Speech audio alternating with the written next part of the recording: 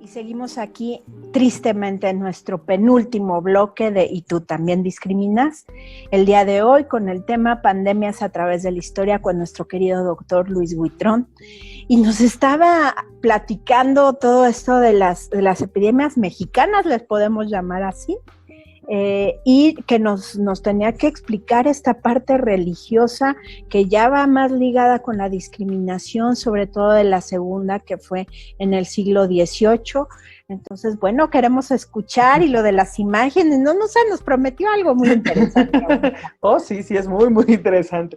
Una de la forma de lidiar hoy con las epidemias, pues es bastante buena, en el sentido es que es bastante científica, ¿no?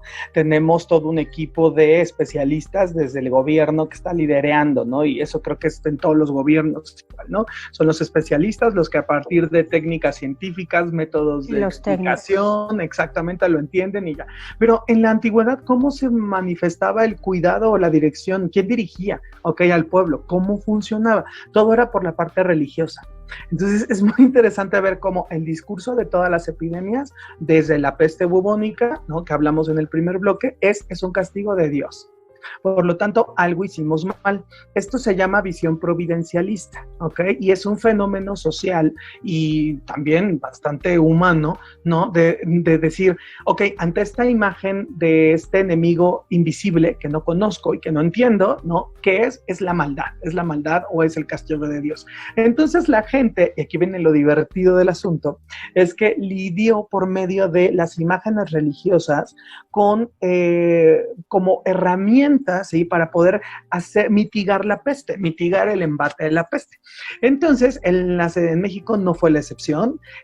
Para cuando empezó el Matlatzáhuatl, esta epidemia que estamos hablando de 1736 al 39, la primera reacción de la gente fue, especialmente de la gente enviada por la iglesia, obviamente, fue irse a las iglesias. Entonces, imagínate el contagio, el nivel de contagio en las iglesias llenas de gente, tosiendo, estornudando, dándose la paz, dándose un beso, abrazándose, o sea, una cosa, imagínate, y lo ligamos con lo que bien mencionábamos en otros bloques anteriores de la higiene, la poca higiene. Entonces, imagínate el caldo de cultivo que eran las iglesias.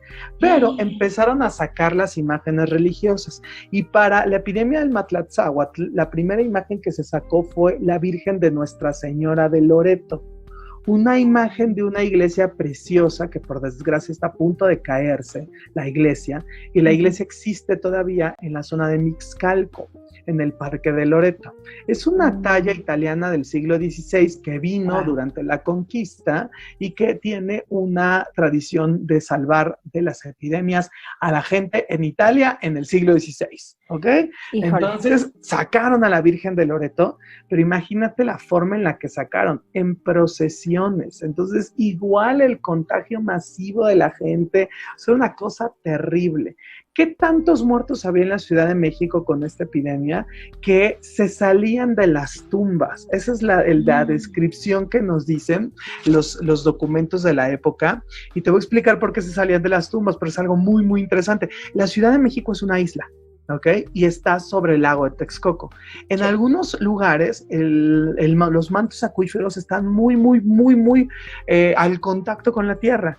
Entonces, imagínate la cantidad excesiva de cadáveres enterrados, ¿no? Así es. Y el movimiento de las aguas interno hacían que se botaran los cadáveres de las tumbas. Así es. Y además no los enterraban en ataúd, porque la mayoría de los eran muertos indígenas, ¿ok? Y a lo más que podía llegar una persona indígena en ese momento era a ser envuelto en la estera donde dormía, que en náhuatl se le conoce como petate. De hecho, de ahí viene la expresión de se petateó, ¿ok? Porque petatearse es que te envuelvan en el petate donde duermes y te entierren, porque esa es la expresión de donde viene, de petatearse. ¡Wow! ¡Qué interesante! Entonces, no había cajas, entonces imagínate el movimiento de las aguas debajo de la isla y los cadáveres saliéndose. Hay una anécdota divertidísima de la iglesia de la Santa Veracruz, que está atrás de Palacio de Bellas Artes exactamente, y ahí era donde más pasaba todo esto. La segunda imagen fue el santo patrono de la ciudad, que fue San José. San José era el santo patrono de la ciudad, y entonces por esta visión paternalista se sacó al santo patrono, y la peste nomás no se acababa. Le siguieron un montón de santos, como Santa Rosalía, e incluso el mismísimo Arcángel Gabriel, que tiene una tradición medieval y mística y cabalística también de la salud. ¿Ok? O sea, Gabriel significa medicina de Dios. Entonces, a lo largo de toda la Edad Media, el arcángel San Gabriel Rafael, viene la palabra Refel, que significa salud en hebreo, ¿ok? Y viene de esa connotación. Entonces, hasta la fecha, es algo que he visto en las calles, ¿eh? Las señoras viejitas le prenden su veladora a una imagen de San Rafael Arcángel, que te lo vas a encontrar con un pescado en la mano. Ese es su atributo. ¿Okay? Entonces, verde, exactamente, porque así es, porque el color verde en el cristianismo significa esperanza. Entonces, esa es la simbología de la salud como una esperanza futura, ¿no? Entonces, wow, es algo muy bonito, la verdad, el arcángel, la representación se me hace muy linda. Pues total, la epidemia no se acababa y ya habían sacado las imágenes a más no poder, hasta que armaron una cosa llamada escudo protector, que era en las esquinas. Si vemos la Ciudad de México desde arriba de ese momento, una ciudad muy pequeña, que terminaba al norte atrás del Palacio de Medicina, al sur en Izazaga, ¿ok? Por donde ahí terminaba la ciudad, al poniente en San Lázaro, donde está el metro y el mercado y la Cámara de Diputados, y al poniente en la Alameda. Pero se llama escudo de armas, que es todo un archivo que se manda al Vaticano para explicarle al Papa que fue la Virgen de Guadalupe, ¿no?, quien salvó de la epidemia a la Ciudad de México. Y es un librazo precioso, ¿no?, que existe en los museos, donde se ve un grabado. Te lo voy a mandar si quieren, para que a la hora lo podamos pasar, si quieren, en la parte de la edición, que es la Virgen de Guadalupe como un escudo atravesándose entre los rayos de ira de Dios y las flechas que hablamos en un principio, sí, y abajo el pueblo de México tirado. Entonces, ay, qué bonito, es que se atraviesa. Es bellísimo, bellísimo. Y uno de los aportes más grandes de esto es justamente que la Virgen de Guadalupe se vuelve la santa patrona de los mexicanos a partir de ese momento. ¡Wow! ¡Qué interesante! Pero además, en todo esto que nos vas relatando, como bien lo comentaste en el bloque pasado, pues toda la discriminación que ello conllevó. Porque claro, desde todo lo que nos vienes platicando, ya me imagino, ¿no? El que se enfermó es el apestado, que de ahí viene, ¿no? Lo decíamos en la otra ocasión que nos visitaste recientemente, que, o no sé si fue con el doctor, bueno, pero comentábamos lo que pasó con Amanda Miguel, que decía que están apestados, y no está mal dicho. Lo que pasa es que, porque semánticamente está correcto, nada más que todos, bueno, uy, se rasgaron las vestiduras, ¿no? Pero es decir apestado, infectado, pues prácticamente es un sinónimo. Lo correcto es decir infectado, pero dijo apestado porque viene precisamente desde las pestes. Sí, trae la peste. Exactamente, entonces no es de que porque huele feo, sino porque trae la enfermedad, ¿no?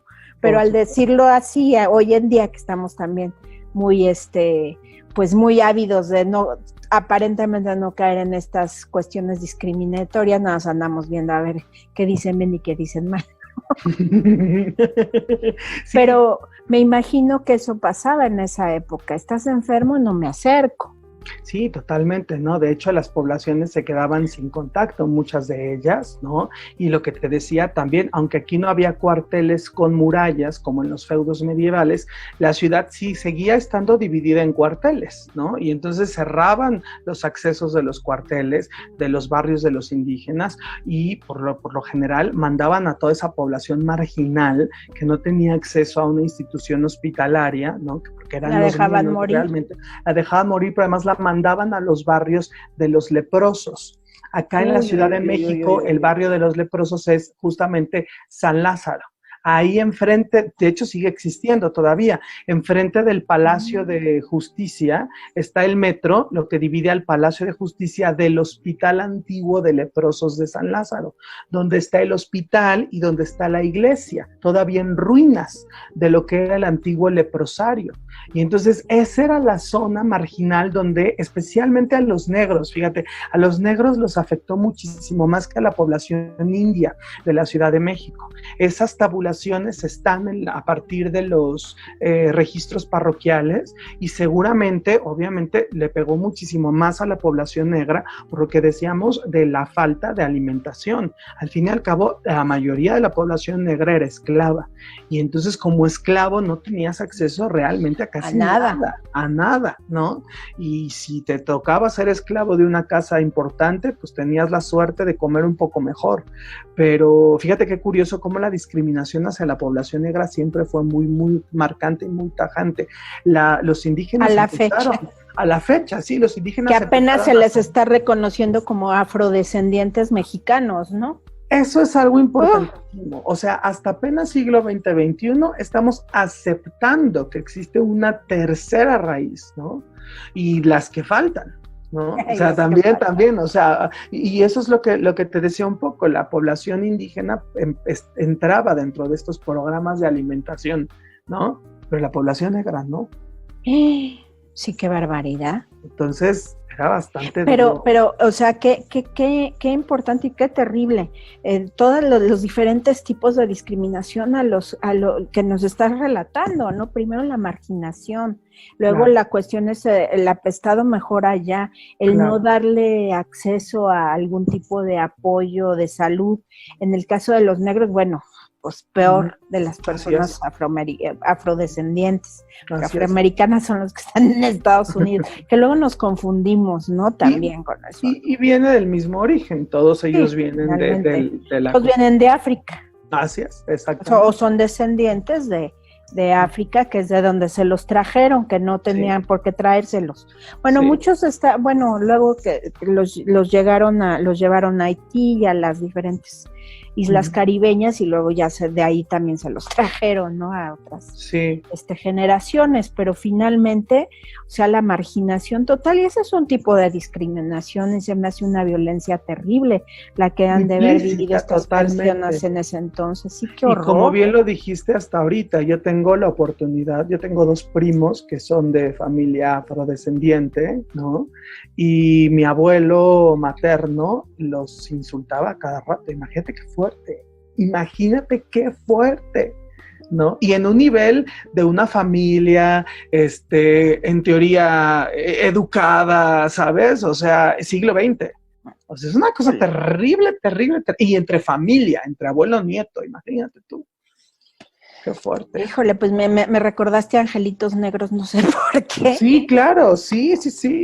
Porque además eso fue una realidad, o sigue siendo tristemente una realidad, ¿no? Totalmente. Que ahora ya, gracias, bueno, a Johnny Laboriel, en paz descanse, y varios artistas decían, no, pues sí existen los afrodescendientes en México, ¿no? Claro. Y hoy me da muchísimo gusto, por ejemplo, ver coloquios y exposiciones culturales, ¿no? A diferentes niveles económicos y sociales y también regionales, en donde se habla de la raíz afromexicana, ¿no? Y lo importante que es el desarrollo de una población. Y además es muy interesante porque además tienen sus propias costumbres, sus propias expresiones artísticas. Incluso me tocó ver una en Copré del año pasado muy interesante de diablos, ¿no?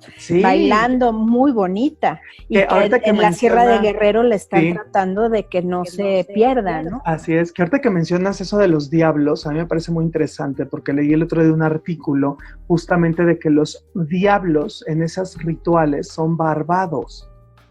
O sea, son los españoles. Tienen muchos pelos y los... Entonces, es un poco ver también el dolor y la angustia de un pueblo discriminado, ¿no? Y totalmente marginado. Así es, porque todavía más que a los indios. Todavía más, porque en el siglo XVI los indígenas se ganaron el derecho de tener alma, y los negros no. Entonces, por mucho tiempo, hasta el siglo XVIII, hasta épocas del Matlatzáhuatl, también uno entiende por qué la población negra en la epidemia del Cocolistli y en la epidemia que estamos hablando del Matlatzáhuatl, no, eran las más discriminadas, porque muchos de ellos ni siquiera eran vistos como personas, ni ciudadanos de segunda categoría, o sea... No, ya no, ni a eso llegaban. Cero a la izquierda, total y absolutamente. Pues de ahí vienen también todas estas horribles castas, ¿no? Del saltapatrás y no sé qué cosas tan espantosas. Este sistema totalmente idílico, y digo idílico porque nunca se llevó a cabo un censo de cuántos saltapatrás, o sea, era la forma de discriminar completamente a la población de la mezcla, ¿no? Cuando, como bien diría Jarabe de Palo en su maravillosa canción, en lo puro no hay futuro, la pureza está en la mezcla, ¿no? Que antes de ser puro ya era mezcla. O sea, al fin y al cabo, hoy por hoy nos asumimos como ciudadanos del mundo, con una raíz negra, con una raíz europea. Y todos tenemos un poquito de todo, ¿eh? Es impresionante. Si te haces uno de estos estudios nuevos de precisamente con la famosa saliva, sale ahí de dónde vienen tus genes, ¿no? Y sí te sorprende ver que, ay, hasta de África.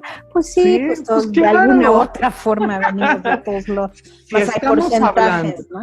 Claro, si estamos hablando que somos herederos de las epidemias, descendientes de los sobrevivientes, tampoco creo que hayan sobrevivido muchas personas. No. Hay un análisis de estadística que habla de que todos en este planeta somos familiares más cercanos de lo que pensamos. Entonces, ay, qué fuerte. Sí, es bellísimo esto, ¿no? Sí, pero bueno, qué interesante todo el viaje que nos has ayudado a recorrer a través de las pandemias para entender también estos fenómenos que se están dando.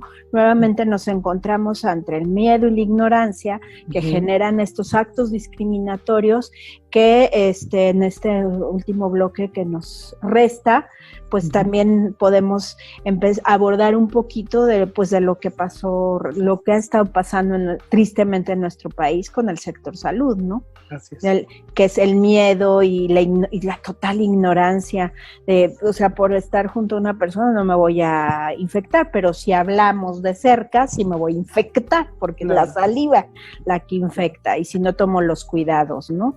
Pero bueno, esto lo hablaremos ahorita para tristemente cerrar este programa, pero no se vayan porque se va a poner muy interesante el final aquí en Y tú también discriminas, con nuestro querido doctor Luis Huitrón, hablando de pandemias a través de la historia. Gracias.